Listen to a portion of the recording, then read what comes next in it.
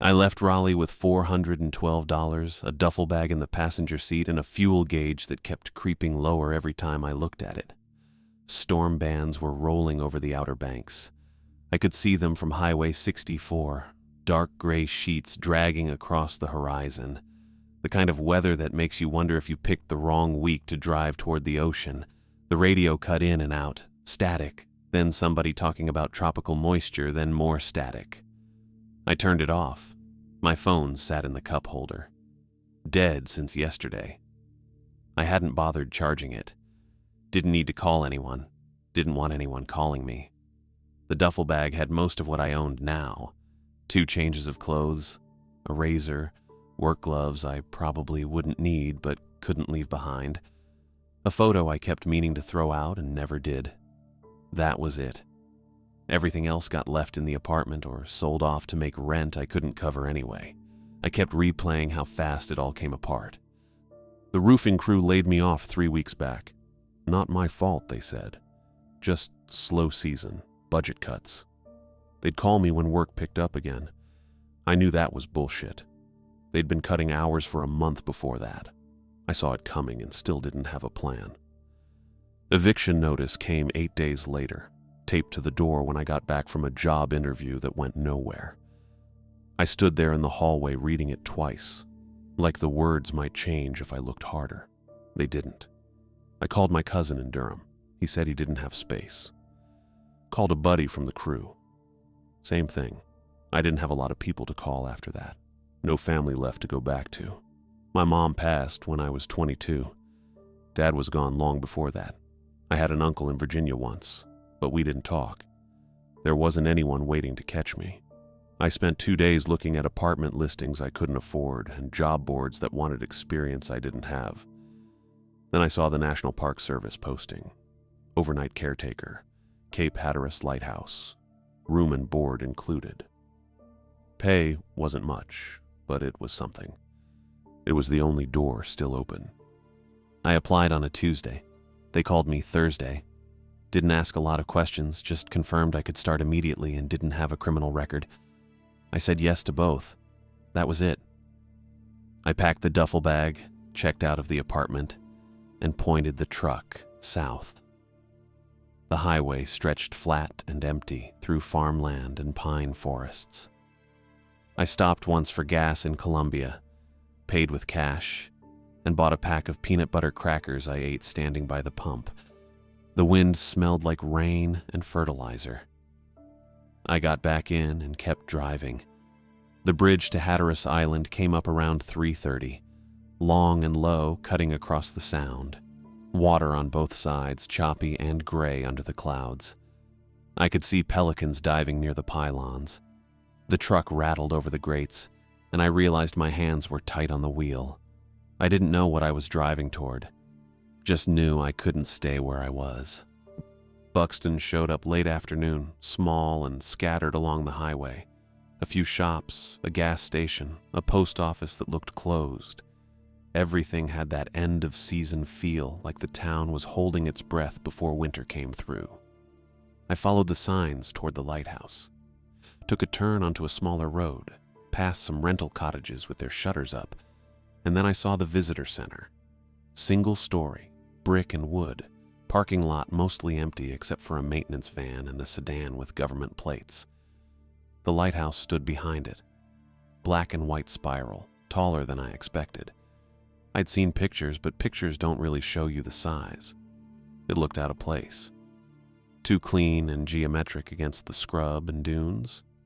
I pulled into the lot and killed the engine. Sat there a minute. The wind rocked the truck a little. I could hear it whistling through the window seal. Okay, this was it. I grabbed the duffel bag and got out. The air hit cold and damp, tasting like salt. My boots crunched on gravel as I walked toward the entrance. There was a sign by the door. Closed for the season. Reopens April 1st. I tried the handle anyway. Locked. There was a buzzer next to the door frame. I pressed it and waited. Nothing. I pressed it again. Checked my phone out of habit, then remembered it was dead. No idea what time Dorothy Foster said she'd be here. The email just said late afternoon.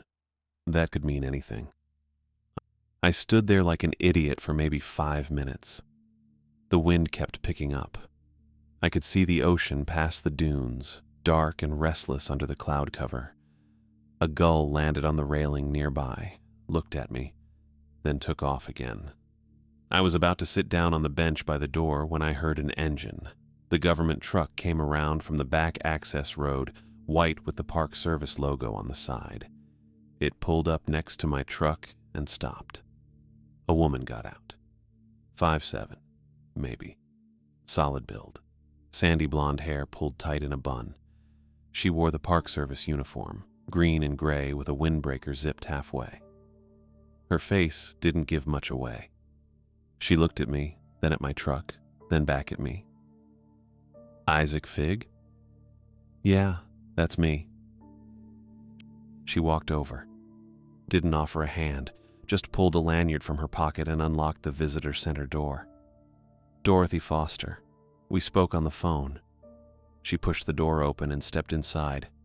Bring your bag. I followed her in. The lights were off. She flipped a switch and fluorescence buzzed to life overhead.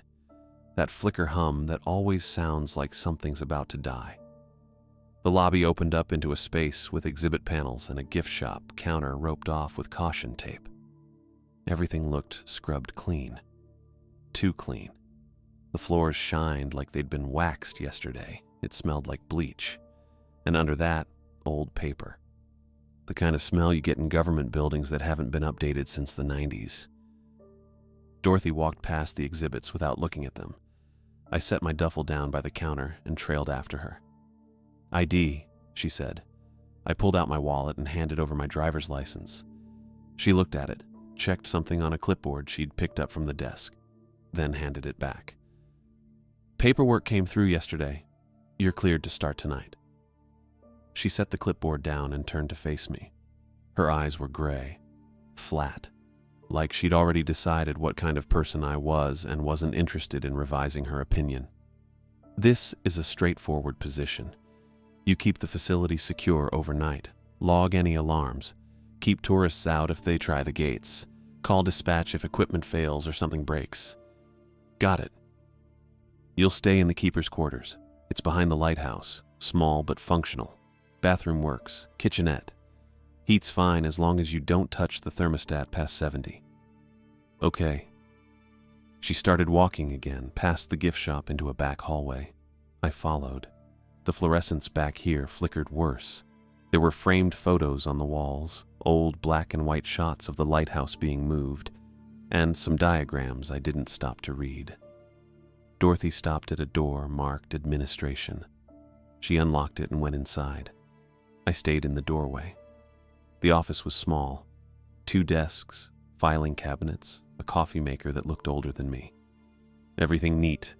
No personal items, no clutter, just files and binders stacked in perfect rows. She opened one of the filing cabinets and pulled out a binder, flipped through it. Your shift starts at 2100, ends at 0600. You'll do a walkthrough every 2 hours. Log it here.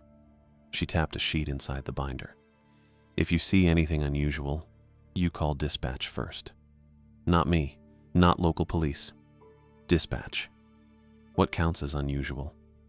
Anything that doesn't fit the routine. She closed the binder and set it on the desk. You'll get a feel for it. That didn't answer the question, but I didn't push. She crossed to another cabinet. Metal, gray, older than the first one. She pulled a key from her pocket, unlocked it, and slid the drawer open. Then she just stood there, looking down at whatever was inside. Come here, she said. I stepped closer, looked into the drawer. There was a radio, a flashlight, a first aid kit, and a key, just one. Brass, old-looking, hanging on a ring by itself. Dorothy tapped the drawer. Once, her finger on the metal edge. You don't lose what's in here, she said. Especially the key. I don't care if it seems stupid. I don't care if you don't understand why. You keep it on you during your shift. You don't leave it anywhere. You don't let anyone else touch it. I stared at the key. What's it for? Doesn't matter. Her voice didn't change, flat and steady. Do you understand what I just said? Yeah, don't lose it. Say it clearly. I won't lose the key. She looked at me for a long moment, then she nodded once and stepped back. Good. Take your gear. I'll show you the quarters. Dorothy's truck was still pulling away when I went back to the cabinet. I could hear the engine fading down the access road. Probably wouldn't be back for half a minute at least. And I figured I had time. Half annoyed, half curious. That's how I'd describe it. She'd made such a point about the key, about not losing it, about keeping it on me. But she hadn't actually explained what the hell it was for. Just that it mattered. The drawer slid open, smooth, well-maintained. Everything inside was arranged neat. Radio on the left, flashlight next to it, first aid kit in the back corner. The brass key sat on a short braided lanyard, old but clean. And underneath it, something I hadn't noticed before because Dorothy had been standing right there watching me. A laminated card. Maybe 4 inches by 6. White background, black text. I picked it up. The top said Operational Guidelines in all caps. Then underneath, in smaller print, for night staff only, Cape Hatteras Light Station. Then 5 rules, numbered, single-spaced. I read them standing there with the fluorescents buzzing overhead and Dorothy's truck engine completely gone now. Just me and the card. 1. At 12:10 a.m., place a cup of black coffee on the east windowsill of the main lobby. Do not look outside after placing it. Turn away immediately. 2. If the Marine radio plays a Mayday call containing your full legal name, shut off the radio immediately and step outside the building for exactly 3 minutes. Do not respond to the transmission. 3. If wet footprints appear on the interior stairwell leading to the lantern gallery, mop them toward the front entrance. Do not attempt to trace their origin. 4. If anyone asks you for the lens key, give them the brass key from the equipment drawer and lock yourself in the supply closet until your shift ends. 5. Never shine a flashlight or any other light source into the lantern room after 2 a.m. I read them twice, then a third time. Tried to laugh. Couldn't quite manage it. They were specific. That's what got me. Not vague warnings or spooky nonsense. Specific times. Specific actions. The kind of detail that came from somebody writing down exactly what to do. Probably because somebody else had needed to know. Black coffee at 12:10. Not midnight. Not 12:15. 12:10. East windowsill. Not just any window. Your full legal name. Not a name. Not your name. Your full legal name. Exactly 3 minutes. I turned the card over. Nothing on the back. Just blank laminated white. I stood there holding it for probably a full minute. The cabinet drawer was still open. The brass key sat on its lanyard next to where the card had been. This was a National Park Service job. Federal employment. They didn't do hazing. Didn't have time for pranks. Dorothy Foster didn't seem like the kind of person who'd waste effort on scaring some new hire for fun. But the rules didn't make sense. I put the card back in the drawer. Took the radio, the flashlight, the first aid kit, left them on the desk. Then I picked up the brass key on its lanyard and slipped it over my head. The metal was cold against my shirt. Closed the drawer, locked the cabinet, picked up my gear and the card again. Figured I'd keep it, just in case. The evening went slow. I checked every lock on the ground floor. Front entrance, side exit, back door near the restrooms, storage closet, administration office. All secure. Tested each one twice. The alarm panel was mounted near the main entrance. Older model, green LEDs showing armed in each zone. I didn't touch it, just confirmed it was on. Walked the layout, memorized it. Main lobby up front with the gift shop counter and the exhibit panels. Hallway leading back past the restrooms and the administration office. Another corridor branching left toward storage and maintenance. The stairwell to the tower started from a separate door near the back of the lobby, marked Lighthouse access. Authorized personnel only. I tried the handle. Locked. The fluorescents overhead were harsh, bright and cold and buzzing in that way that gets into your skull after a while. Everything looked flat under them. No shadows, just waxed floors and blank walls and the smell of bleach still hanging faint in the air. I walked back to the lobby and stood at the windows. Outside, the lighthouse tower rose into the dark. I could see the black and white spiral pattern for maybe the first third. Then it faded into nothing. No moon. Clouds sitting heavy and low. The wind was picking up. I could hear it now, a steady push against the building and every so often a scatter of sand or grit hitting the glass. The keeper's quarters were back behind the lighthouse, maybe 50 yards. Dorothy had walked me over earlier, shown me the narrow bed and the kitchenette and the space heater that worked if I didn't touch the thermostat. Told me to settle in before my shift started at 21. Oh, I hadn't settled in. I'd dropped my duffel on the bed, used the bathroom, and come straight back here. Didn't feel right sitting in those quarters with nothing to do. Felt better to be here, to know the layout, to be ready. For what, I didn't know. I pulled the laminated card out of my jacket pocket and read it again under the fluorescence. Still specific. Still weird. I tried to picture someone mopping wet footprints toward the front door and couldn't make it make sense. Where would they come from? The stairwell led up to the lantern gallery, sure, but that door was locked. And even if it wasn't, even if someone got in, why would their footprints be wet? Rain, maybe. But then why not just kick them out? I put the card back in my pocket. Checked my watch. 21:47. The shift had barely started. By midnight I'd done 2 walkthroughs, logged them on the sheet Dorothy had left on the desk in the administration office. Everything normal. No alarms, no wet footprints, no voices on the marine radio asking for a lens key. I'd turned the radio on around 23:30 just to see what it did. Static, mostly. A few bursts of distant chatter I couldn't make out. Coast Guard traffic, probably. I'd turned it back off after a minute. Now I was standing in the lobby again with a cup of black coffee in my hand.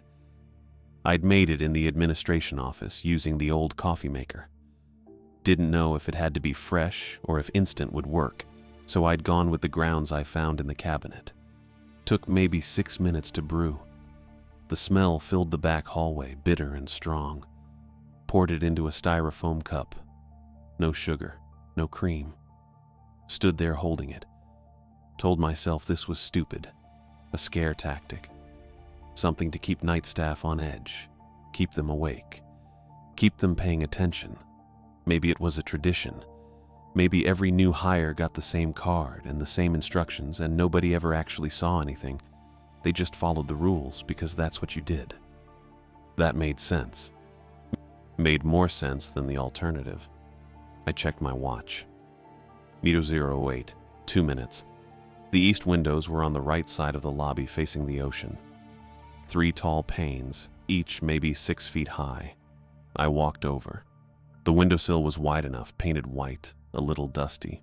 I set the cup down at 0010 exactly. The coffee steamed faint in the cold air, then I turned away.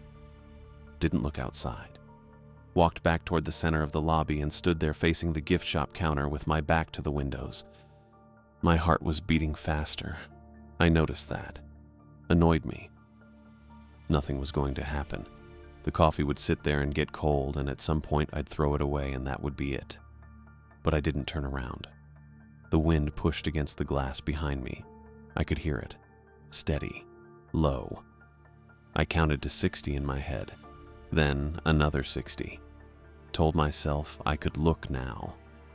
The rule just said, don't look after placing it. Didn't say how long. But I didn't look.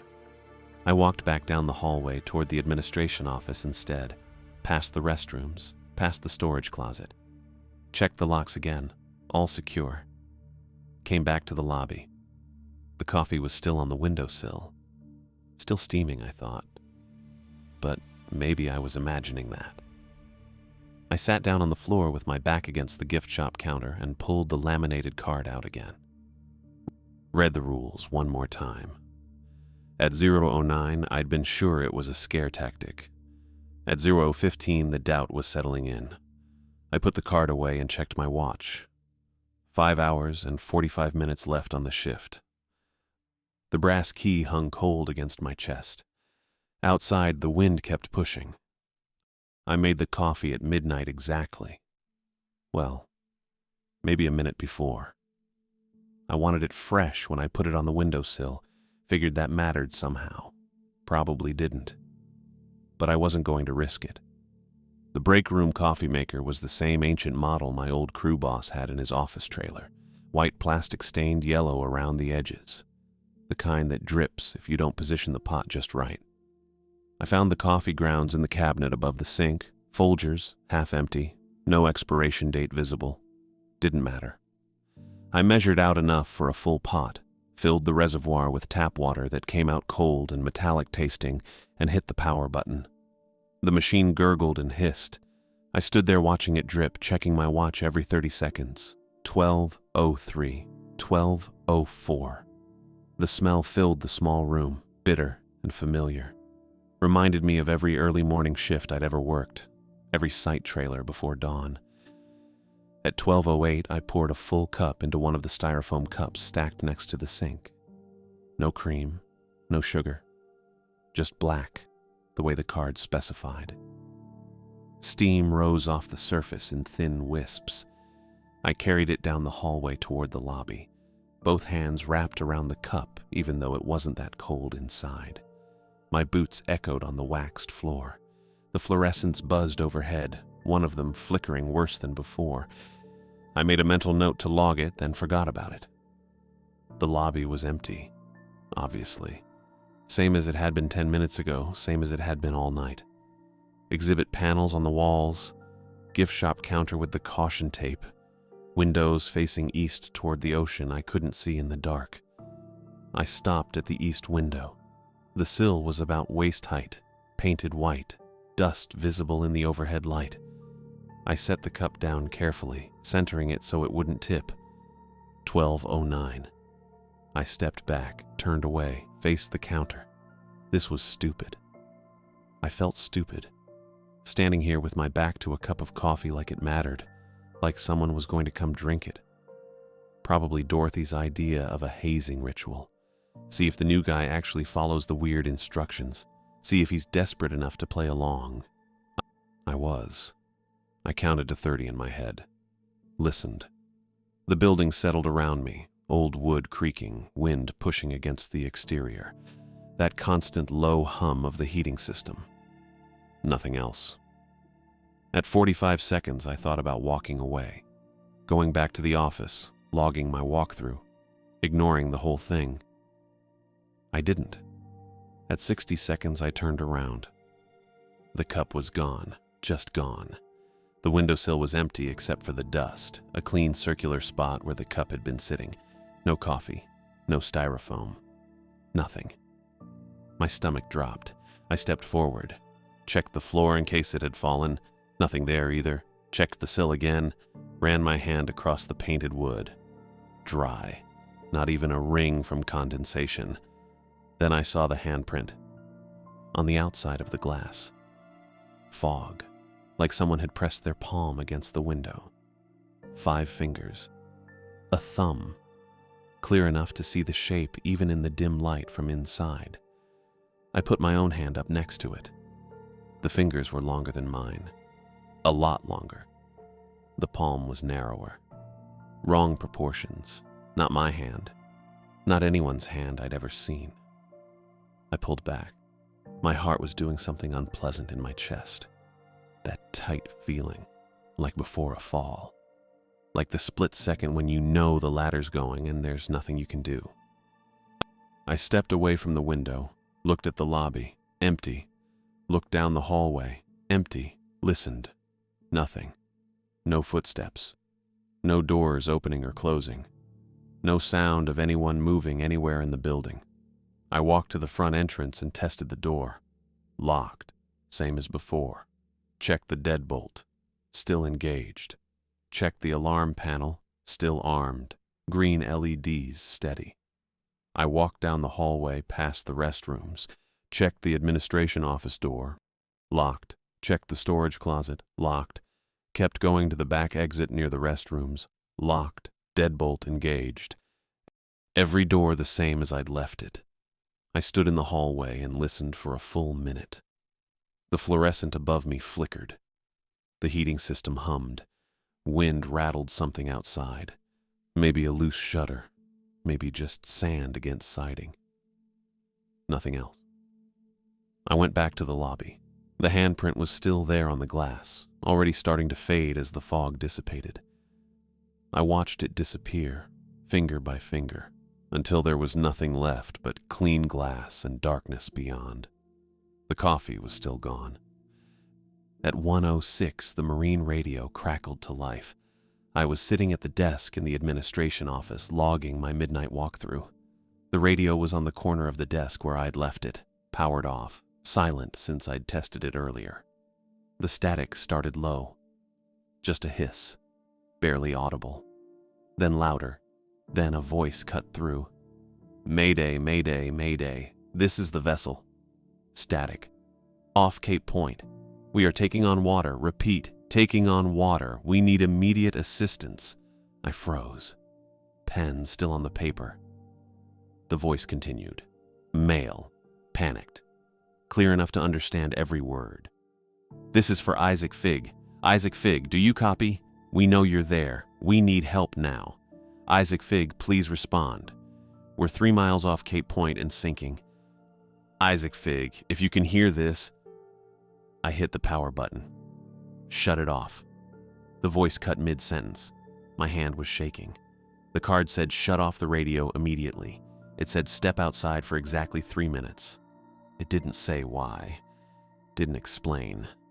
Just those 2 instructions, clear and specific. I stood up. The chair scraped loud against the floor. My full name. The voice had used my full name, not just Isaac. Isaac Fig. My name that nobody here knew except Dorothy. My name that wasn't on any public roster. My name that I'd only given on the application paperwork. I walked down the hallway.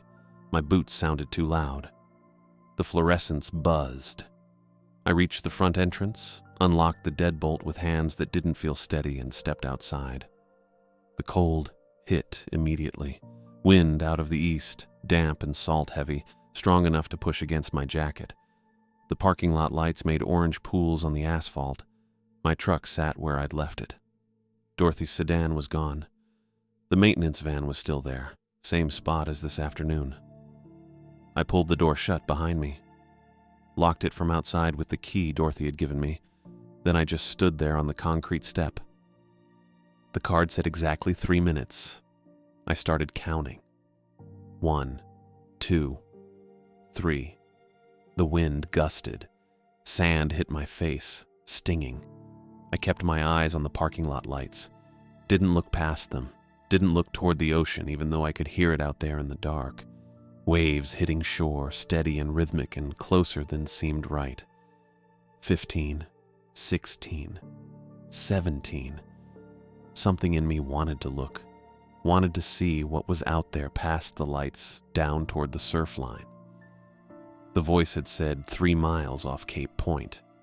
Cape Point was south of here, maybe a mile down the beach. If there was really a boat in trouble. I kept my eyes on the orange light. 31, 32, 33. There was no boat. There was no mayday. That voice wasn't real. 45, 46. My hands were cold. I shoved them in my jacket pockets. 1 minute. The wind died down for a few seconds, then picked back up stronger. I heard something rattle behind the building. Maybe a loose piece of siding, maybe something else. Didn't turn to look. 90, 91. This was insane. Standing in a parking lot at 1 in the morning counting seconds because a laminated card told me to. But the coffee had disappeared. The handprint had been real. Long fingers on the outside of the glass. 2 minutes. I kept counting. The wind pushed at my back. The parking lot lights hummed overhead, that electric buzz that sodium lamps make. My watch read 109, 150, 151, almost there, 170, 171. The surf sounded louder, closer. I didn't look. 179, 180. 3 minutes. I unlocked the door and went back inside. The lobby was the same, empty, fluorescents buzzing, gift shop counter, exhibit panels, windows facing the dark. I locked the door behind me, engaged the deadbolt, tested it twice. Then I walked back down the hallway to the administration office. The radio was on, powered on. Green light glowing on the face panel, volume knob where I'd left it. I'd shut it off. I knew I'd shut it off. Hit the power button, watched the light go dark, left it on the corner of the desk. Now it was on again. Static hissed from the speaker, low, steady, no voice, just that empty sound, like it was waiting for me to notice, like it knew I was standing there. I stared at it for a long time. The static didn't change, didn't get louder or softer, just hissed, patient and constant, filling the small office with white noise. I didn't touch it. At 1:40 in the morning, I saw them, wet footprints, bottom stair, clear as anything. I just finished another walkthrough, checked the back exit, tested the storage closet lock, walked past the restrooms. Everything normal. Everything locked. I came back through the lobby heading toward the administration office, and that's when I noticed the prints. Small. Bare feet. The toes were clearly defined, each one visible in the wet outline on the concrete stair. 5 toes. Normal number. But the prints themselves looked fresh, water still beating at the edges where they pressed into the dust. I stopped walking. The stairwell door was still closed. I'd checked it twice during my earlier rounds, locked both times, heavy deadbolt engaged. But now there were footprints leading up into the tower, disappearing into the darkness past the 3rd or 4th step. I stood there for probably 30 seconds, just watching. The water didn't move or evaporate or do anything except sit there looking warm somehow, which didn't make sense, but that's what it looked like. Nobody else was scheduled on site. Dorothy had made that clear. Night shift was solo, just me. I walked closer, crouched down near the bottom stair without touching anything. The footprints were small, maybe a size 6, maybe smaller. Bare feet with the arch clearly visible, toes splayed slightly like someone walking carefully up wet stairs. The water pooled in the toe impressions, dark against the concrete. I pulled the laminated card from my pocket, read Rule 3 again. If wet footprints appear on the interior stairwell leading to the lantern gallery, mop them toward the front entrance. Do not attempt to trace their origin. Mop them toward the front entrance.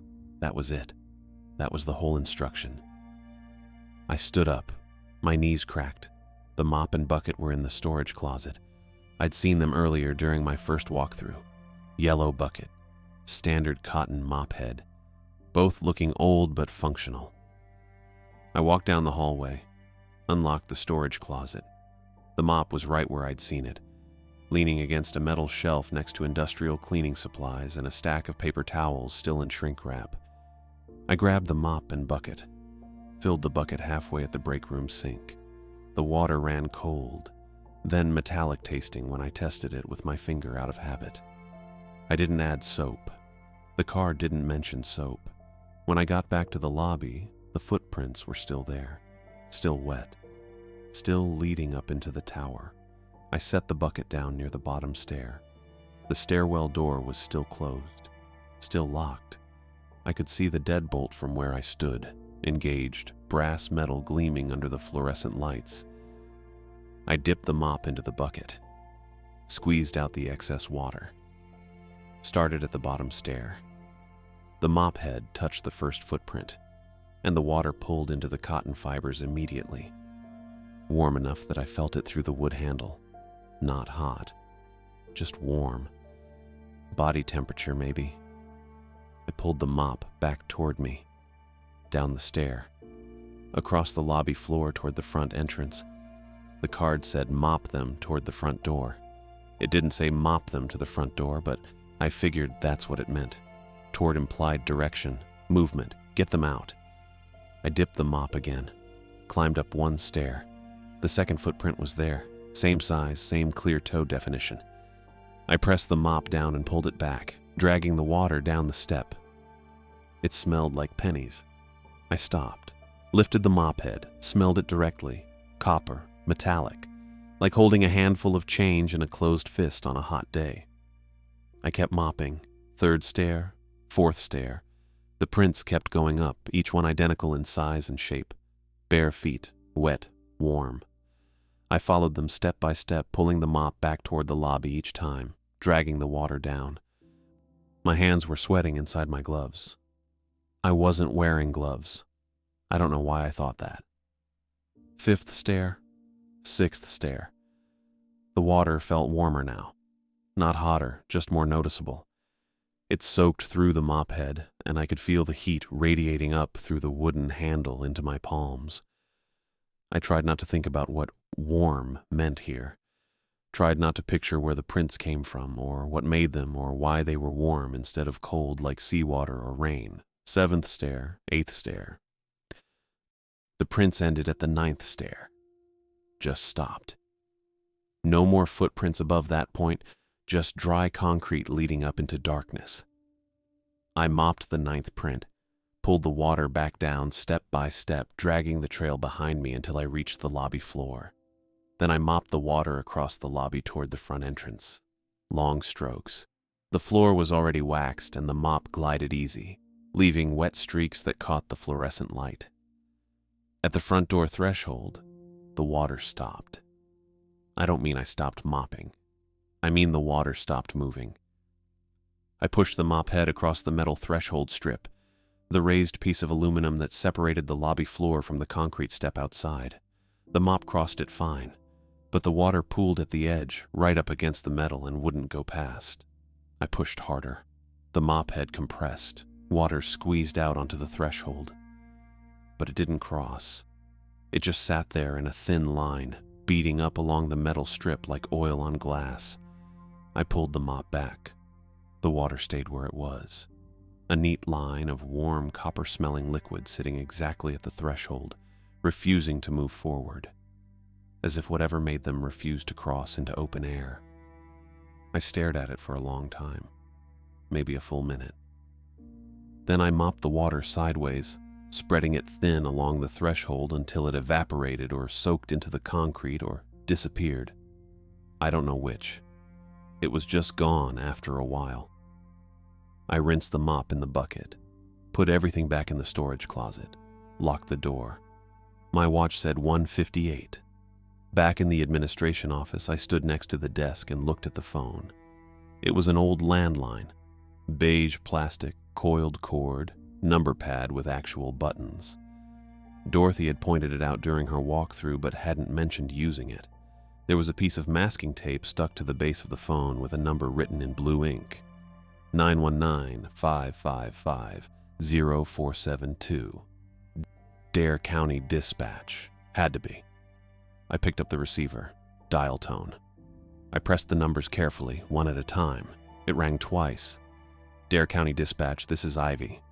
Female voice, calm, professional. Hey, I said. This is Isaac Figg. I'm the night shift at Cape Hatteras Light Station. Go ahead, Isaac. I need to report something. Not an emergency, just something happened. There were wet footprints inside the building. I followed procedure, but I think someone should come check it out. Silence for a second. I heard typing. Wet footprints inside the facility? She said. Yeah, on the stairwell.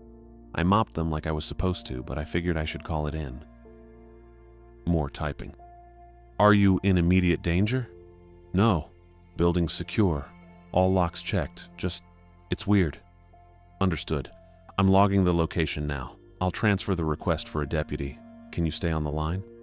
Yeah. Hold music started. Not real music. Just a tone. I stood there holding the phone, watching the marine radio on the corner of the desk. Still powered on, still glowing green, still emitting that low static. The hold tone cut off. Isaac? Different voice. Male. Deeper. Yeah. This is Deputy Joey Olson. I'm about 15 minutes out. Ivy said you found footprints inside? Yeah, wet. On the stairs. I mopped them already, but I thought someone should know. You did right, he said. His voice was steady, calm. I'm close. I'll be there in 10, maybe less. Can you do something for me? Sure. Keep the office lights on. Stay where you can see the lobby entrance. Don't go outside. I'll call when I'm pulling in. Okay. Sit tight. The line went dead. I hung up the phone, looked at my watch, 2:04. I sat down in the desk chair, rolled it slightly so I could see through the open office door into the hallway. From this angle, I could see part of the lobby, the gift shop counter, the edge of the windows, the stairwell door. The fluorescent lights buzzed overhead. One of them flickered every 30 seconds or so. I counted it without meaning to. At 2:13, the phone rang. I picked it up. Yeah. Isaac, it's Joey. I'm in the parking lot, coming to the front entrance now. Okay. I hung up. Stood. Walked down the hallway to the lobby. Through the front windows, I could see headlights. A vehicle parked next to my truck. Sheriff's Department decal on the door. Light bar on the roof, not flashing. I unlocked the deadbolt, opened the door. Deputy Joey Olson stood on the step. Tall guy. Maybe 6'1". Short dark hair, sheriff's uniform, duty belt with radio and sidearm. He nodded once. Isaac? Yeah. Let's take a look. I stepped back. He came inside. I locked the door behind him. Joey walked straight to the stairwell, examined the door, tested the deadbolt, crouched down and ran his hand across the bottom stair where the first footprint had been. Dry now, he said. Yeah. I mopped it maybe 20 minutes ago. He stood, looked up into the stairwell. You go up there? No. Card said mop them toward the entrance, didn't say go up. Joey turned, looked at me. Card? I pulled the laminated card from my pocket, handed it to him. He read it. Didn't say anything. Just read it twice, front to back, then handed it back to me. You followed Rule 3, he said. Yeah. Good. He walked to the front entrance, checked the threshold, ran his boot across the metal strip, crouched down again and looked at it close. Anything else happened tonight? He asked. I told him about the coffee, the handprint, the Mayday call on the marine radio. Joey listened without interrupting. When I finished, he nodded slowly. Rules aren't a prank, he said. Storms bring things in from the shoals, old things. They don't always leave when the weather clears. I didn't say anything. You did it right, Joey continued. You follow the card, you call dispatch, you stay inside. That's the job. What were the footprints? I asked. Joey looked at me for a long moment. Then he shook his head. Don't know, don't ask, just follow the rules. He walked back toward the door, stopped, turned. You got my number now. Anything else happens, you call. I'll come back. Okay. Joey left. I locked the door behind him. Watched through the window as he got in his vehicle, backed out, and drove down the access road until the taillights disappeared. I checked my watch. 2:31. 4.5 hours left on shift. Joey looked at me for a long second after I asked what the footprints were. He didn't answer right away. Just shook his head and said, Don't know. Don't ask. Follow the rules. Then he stopped. His hand was still resting on the door frame near the stairwell. He glanced back at the laminated card I was holding. Rule 4, he said. I nodded. You read it? Yeah.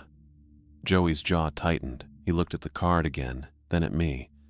That one got rewritten. I didn't say anything, just waited. Used to be different, Joey said. His voice dropped lower. Not quieter exactly, just heavier. Couple years back, before my time on this route, but I heard about it. Someone else had night shift here, same setup, same rules. He paused. Visitor came asking for the key. Guy thought he could handle it. Thought the rules were just covering the Park Service's ass or some kind of liability thing. My stomach dropped a little. I already knew where this was going. He didn't hand it over, Joey said. Tried to fight instead. Told the visitor to get out, threatened to call us. Joey's hand slid off the doorframe. We found him the next morning, inside the supply closet. Door was locked from the inside. No marks on him, but his eyes were open and his hands were... He stopped. Shook his head once. Doesn't matter. Point is, he didn't walk away. I felt the brass key against my chest. The lanyard was still around my neck. The metal had warmed up from my body heat, but now it felt cold again. They rewrote the rule after that, Joey continued. Made it clearer. Hand over the key. Lock yourself in the closet. Don't try anything else. He looked at me straight on.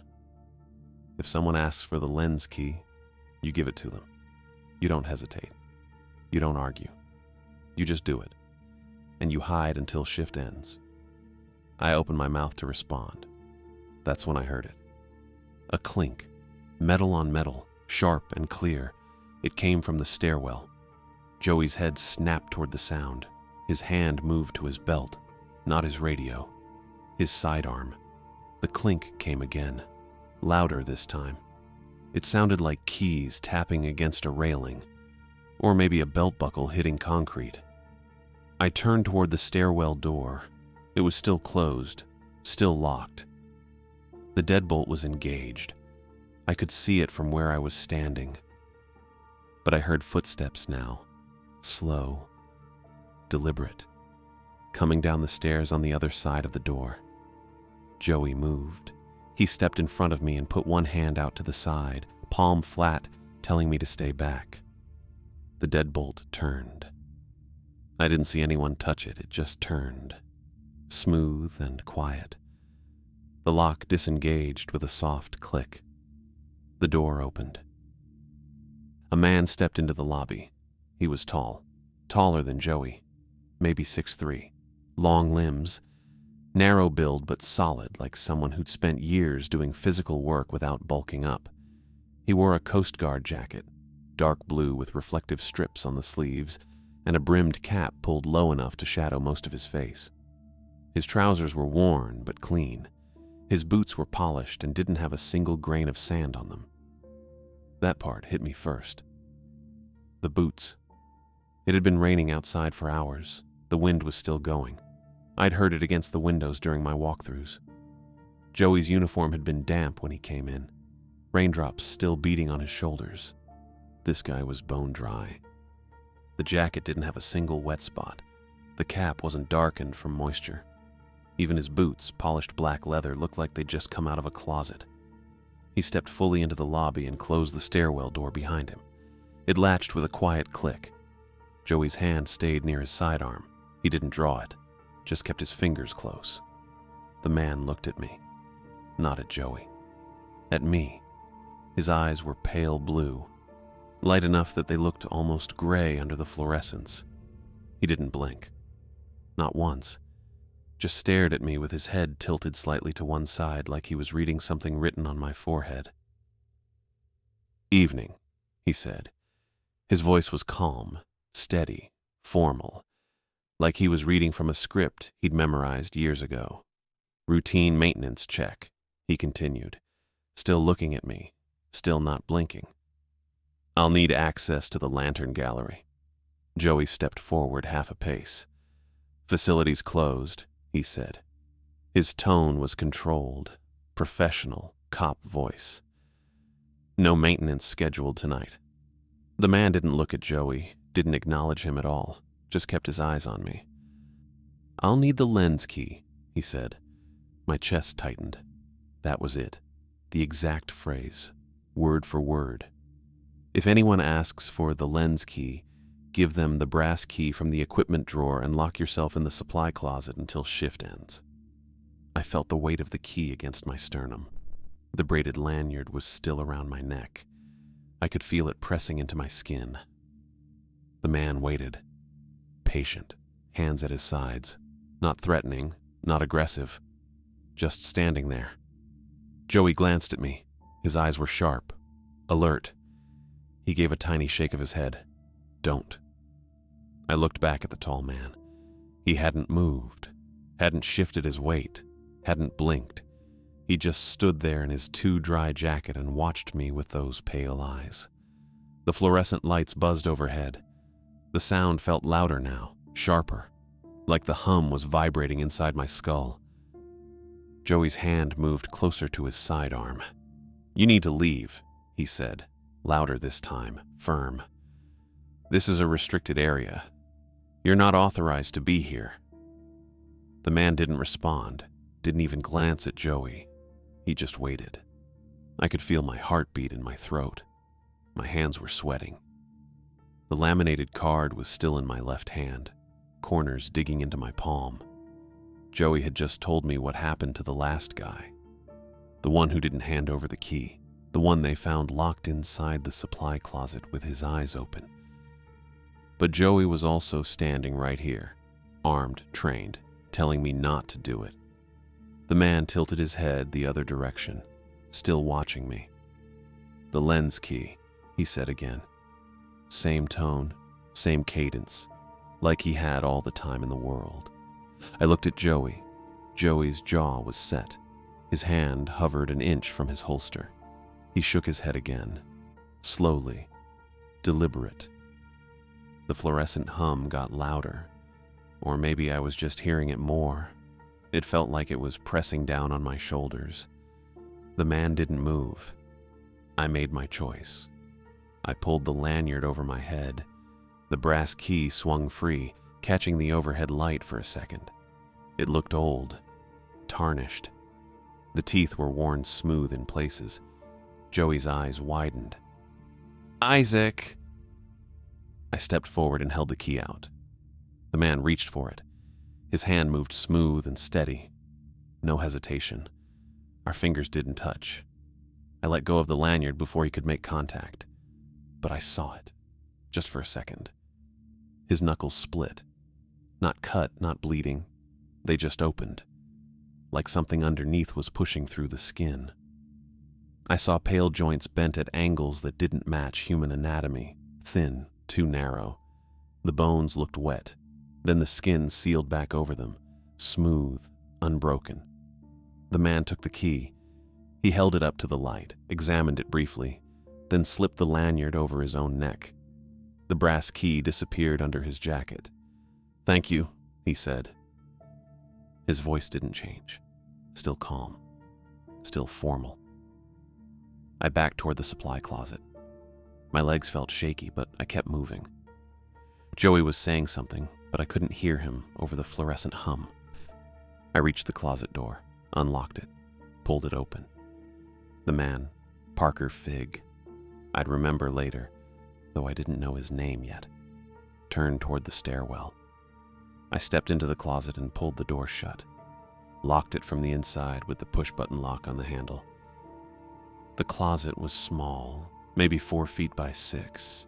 Shelves on 3 sides stocked with cleaning supplies, toilet paper, light bulbs. It smelled like bleach and dust.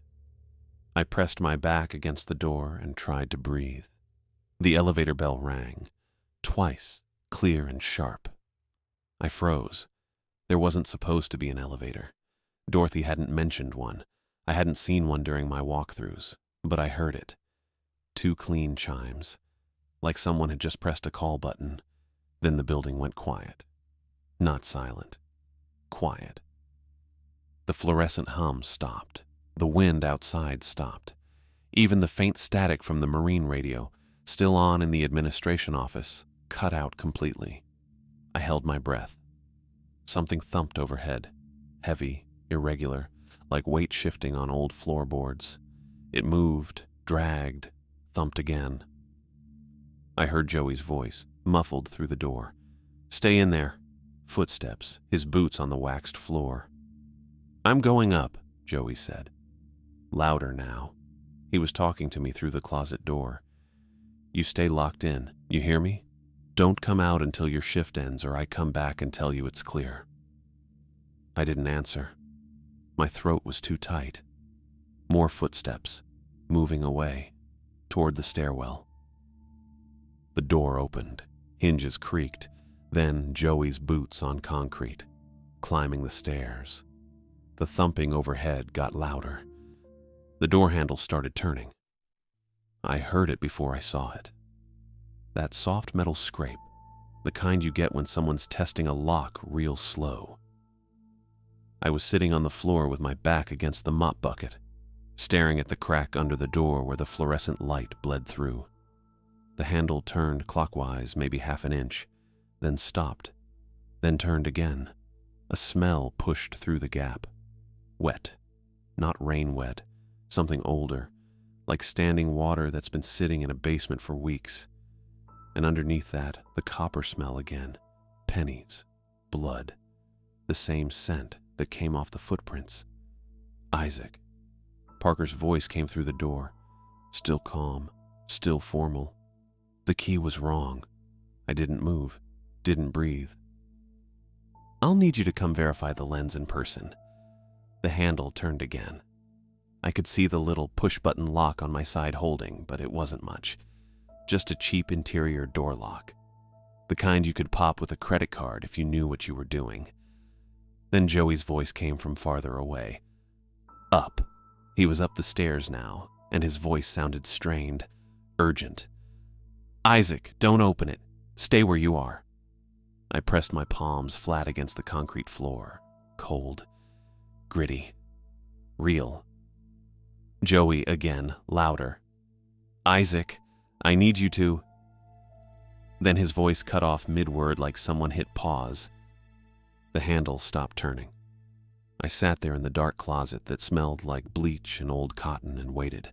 My hands were shaking.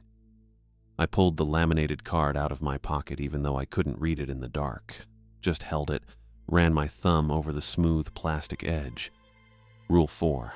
If anyone asks for the lens key, give them the brass key and lock yourself in the supply closet until shift ends. I'd done that. I gave him the key. I locked myself in. But Rule 5. Never shine a flashlight or any other light source into the lantern room after 2 a.m. It was past 2 now. Had to be.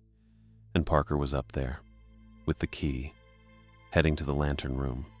The rules didn't line up. They boxed you in. Give him the key. Lock yourself away. But don't let anything happen in the lantern room after 2. How was I supposed to stop that from in here? I started running through the rest of them in my head. Coffee on the windowsill at 12:10.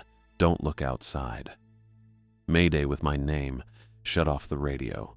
Step outside for exactly 3 minutes. Wet footprints. Mop them toward the entrance. Don't trace their origin. Every single one was about doing something specific and not asking questions. Not fighting back. Just follow the steps and survive. But Joey was out there. And Parker wasn't human. I'd seen his knuckles split open. Seen bones that didn't fit right. A soft knock came on the door. 3 taps. Patient. Polite. "Isaac." Parker's voice again, right on the other side of the wood. Close enough I could hear him breathing, except he wasn't breathing. No sound of air moving. Just the voice. "I'd like to proceed with the inspection. Your assistance is required." I pulled my knees up to my chest and wrapped my arms around them, pressed my face down, tried to think. Then the marine radio turned on. Not in the office. In here. In the closet with me. I jerked my head up and looked around even though I couldn't see anything. The green power light glowed on the shelf to my left, right next to the mop handle. I'd brought the radio in with me. I didn't remember doing that. But there it was, powered on, glowing. Static hissed out of the speaker, low and steady, Then a voice came through.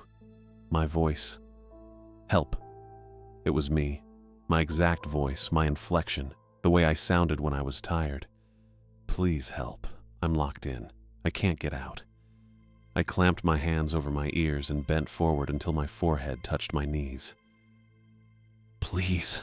My voice again, crackling through the static. It's inside with me. Please let me out, please. I started counting. 1, 2, 3, 4. The voice kept begging, kept using my words.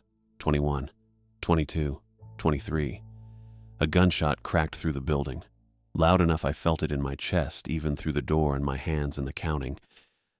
Then a sound I didn't have a name for. Wet. Heavy. Like something big hitting water from a height. A splash, but thicker. The radio went silent. The green light stayed on, but no more static. No more voice. I kept counting. 58, 59, 60. My watch read 2:03 a.m. I thought about staying in the closet.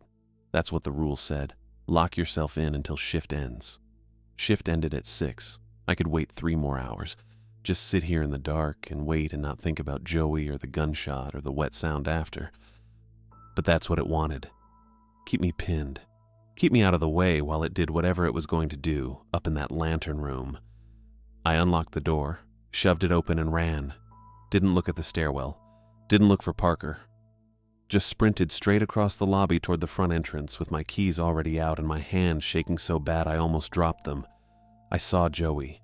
He was on the floor at the base of the stairs, on his back. His radio was smashed next to him, plastic casing cracked open, wires showing. His jacket was torn at the shoulder and something dark spread across his chest. Blood. Fresh. Still spreading. But he was breathing. Short, shallow breaths. His eyes were open and locked on something above him. The stairwell. The tower. I stopped. I shouldn't have stopped. But I did. Joey. He didn't look at me. Couldn't. His eyes stayed fixed upward like he was watching something I couldn't see. I followed his gaze. Parker Figg was halfway up the stairwell, standing on the landing where the stairs turned. He was looking down at me with those pale blue eyes, and he was holding the brass key up in one hand like a fisherman showing off a hook that's already set. He didn't say anything, just watched me, waited. I turned and ran for the door, got it unlocked, got it open. Cold wind hit my face, and I stumbled out onto the concrete step and pulled the door shut behind me and locked it from the outside. No Mayday this time. No voice on the radio saying my name. But the rule said 3 minutes outside. Exactly 3 minutes. I started counting. The wind was coming hard from the east, carrying salt and sand that stung when it hit my face. I kept my eyes down, watched my boots, watched the concrete step. 100, 101, 102.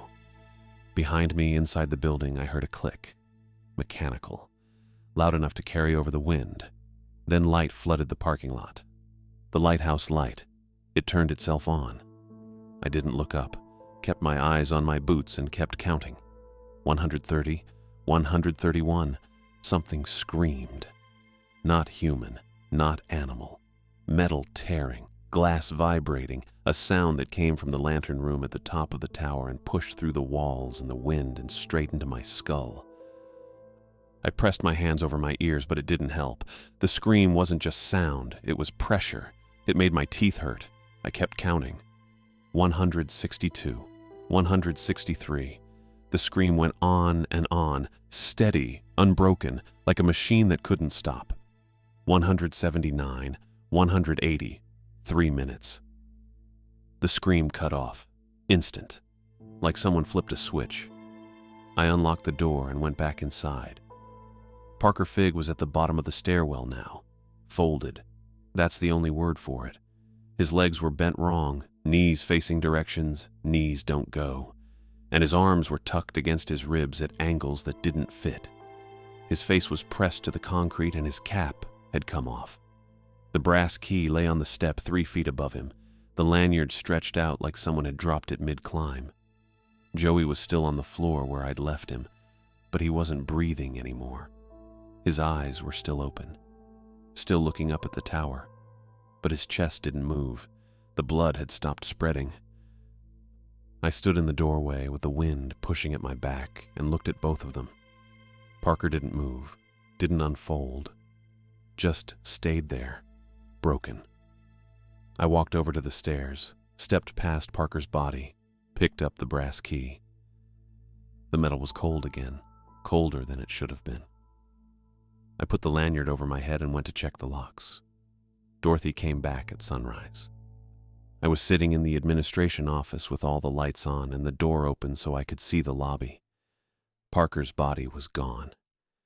I didn't see it disappear.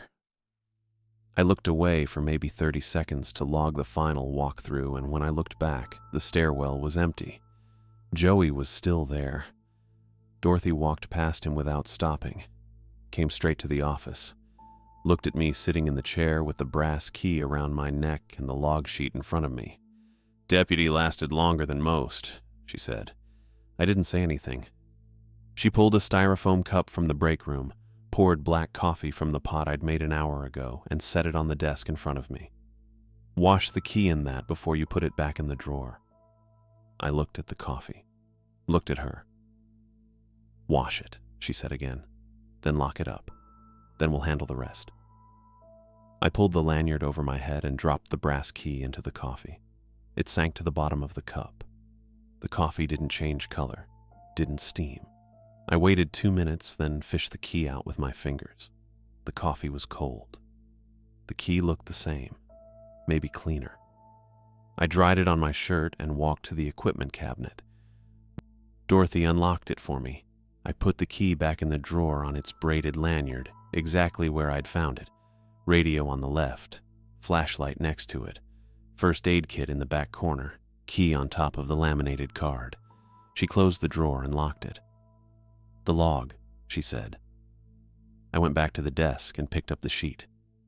I'd written everything, every walkthrough, every time I checked the locks. The coffee at 12:10, the footprints at 1:40, the call to dispatch at 1:58. Dorothy took the sheet from my hand and read it. Didn't react. Just read.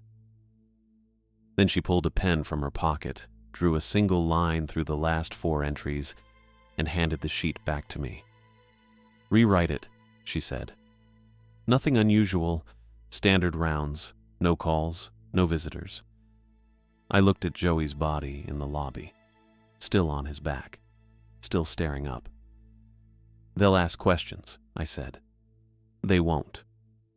Dorothy's voice didn't change. Deputy responded to a different call. "Automotive accident on Highway 12. He didn't make it. That's what the report will say. His truck's in the parking lot." "No, it isn't." I looked out the office door. Through the window, I could see my truck and the white maintenance van. Joey's patrol car was gone. Dorothy waited. I picked up the pen and started rewriting. Standard rounds at 9, 11, 1, 3, and 5. All clear, no alarms, no incidents. Weather conditions normal, facility secure. My handwriting looked shaky, but I kept going. Signed my name at the bottom. Dated it. Dorothy took the sheet, read it again, and nodded once. "Clean the lobby," she said. "Mop and bleach. The stairwell, too. All the way to the landing. Don't go higher than that." She walked out. I heard her making a phone call in the hallway. Couldn't make out the words, just the tone. Professional, calm, reporting something routine. I got the mop and bucket from the supply closet, same ones I'd used for the footprints. Filled the bucket with hot water this time and added bleach from the bottle under the break room sink. The smell burned my nose. I started in the lobby, mopped around Joey first, then realized that wasn't going to work. I stood there with the mop in my hand, looking at him, and Dorothy came back. "Go outside," she said. "Walk to the keeper's quarters. Stay there until I come get you." I put the mop down and left. The wind had died down. The sky was getting lighter, that flat gray that comes before real sunrise. I walked past the lighthouse without looking up at the lantern room and went to the keeper's quarters.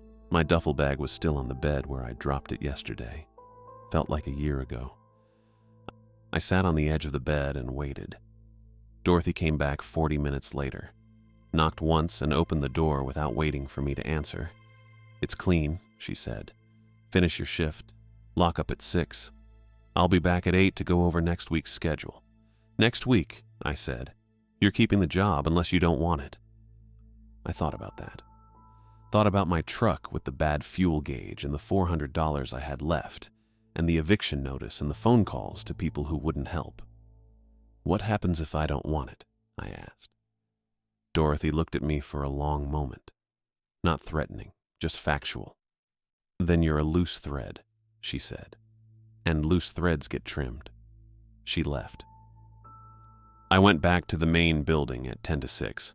The lobby was spotless, floors waxed and gleaming. No blood, no body. The stairwell smelled like bleach all the way up to the landing, and I didn't go past that to check higher. I locked up at 6, logged out, put the sheet in the administration office filing tray like Dorothy had shown me. Then I went back to the keeper's quarters and slept 4 hours. I kept the job through the rest of the season, February, March, April. Every night, 9 to 6. Every night the same rules. Coffee on the east windowsill at 12:10. It disappeared every time. Sometimes I saw the handprint, sometimes I didn't. The Marine radio called Mayday with my name twice more. Both times I shut it off and stood outside for exactly 3 minutes. Wet footprints showed up 4 more times. Small bare feet. I mopped them toward the entrance every time, and the water never crossed the threshold. Nobody ever asked for the lens key again.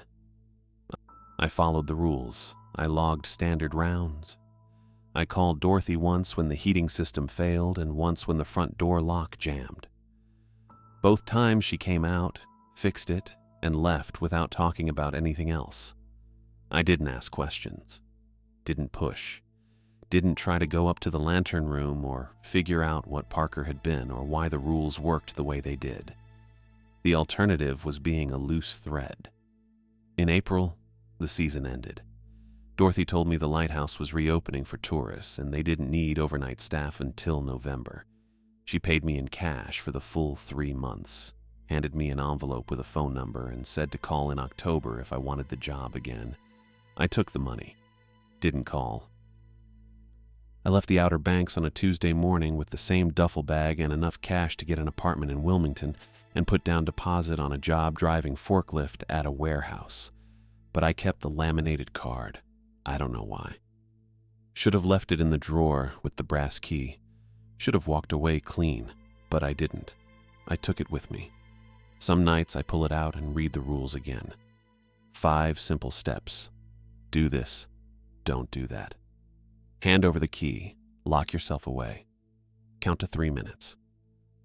The rules didn't save Joey. They weren't meant to. They were meant to keep the thing in the tower fed, keep it predictable, keep it contained. And the price got paid by whoever stood closest when the transaction came due. I handed Parker the key. I locked myself in the closet. I followed every step exactly right. Joey died anyway. Dorothy said he lasted longer than most. Like that was supposed to mean something. Like there was a scoreboard somewhere tracking how many seconds you could hold out before the rules stopped protecting you and started using you instead. I got out. I survived. I collected my pay and left. But I kept the card. And sometimes, late at night in my apartment in Wilmington with the door locked and the lights on, I take it out and wonder what would have happened if I'd made a different choice. If I'd refused to hand over the key. If I'd stayed in the closet the full 3 hours. If I'd run outside and kept running and never looked back. I don't know. I just know the rules worked exactly how they were designed to work, and I know what I paid to learn that.